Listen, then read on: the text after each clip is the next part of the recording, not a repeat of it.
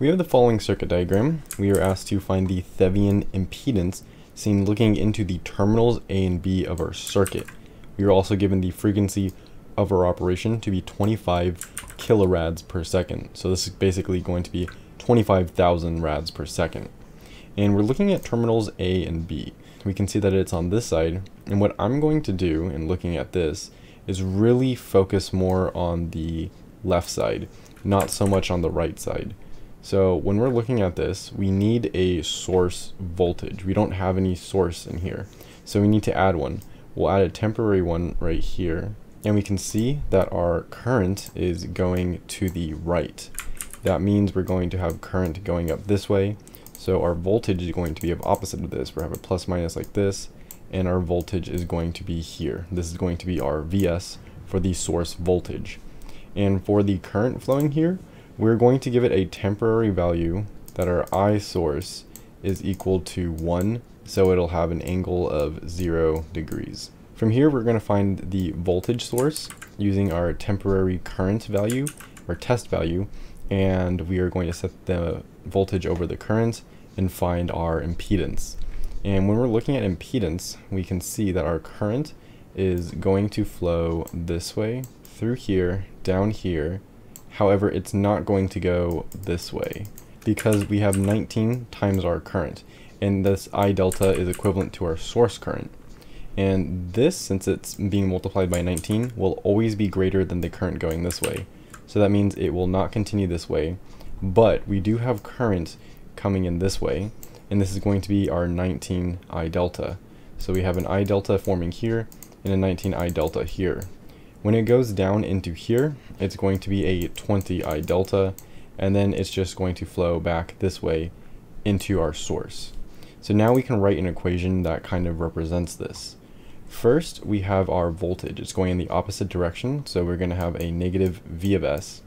Next, we will have a plus, and we want to find the total impedance here. Well, to do this, we need to find the impedance of the capacitor.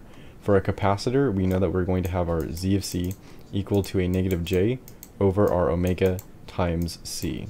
And this equation for our omega is going to have 25 kilo, which is 10 cubed, times our 10 over 3, and we want this in farad, so we're going to have to multiply it by 10 to the negative 9. And this is going to give us a Z of C of negative 12,000 times J. And this is going to give us a Z of C of negative J times 12,000, and we can add this to our resistor.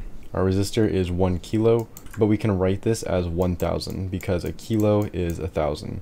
And now we're going to have our J, which is a negative J, times 1200 in here, and this is being multiplied by the current going over it, which in this case is our I delta, which we know is equal to 1, so we can just write this as 1.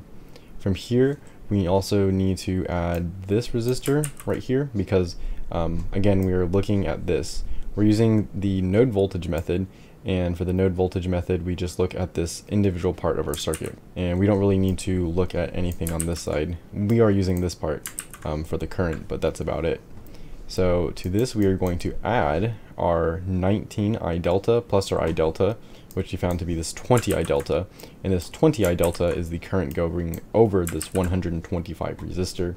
So we will have a plus 125 times 20 I delta, and we know our I delta is 1, so it is just 1, and this is all set equal to 0.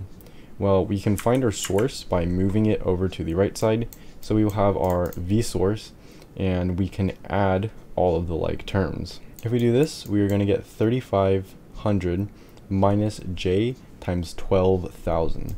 So this is our voltage source. Now we want to find our ZT of H, and our ZT of H is basically like resistance. It's the impedance. So it's going to be the voltage source over our current source. Well, we know our voltage source to be 3,500 minus J times 12,000 over 1, and we have a 0 degrees, but this can also just be 1. So if we divide these out, we're going to get that our frequency is going to be a Vmax of 3,500 minus J times 12,000. So this is how we go about solving for this problem. If you want more problems like this, there is a playlist in the description. And if you want notes covering the entire coursework for network analysis, they will also be in the description below the like button.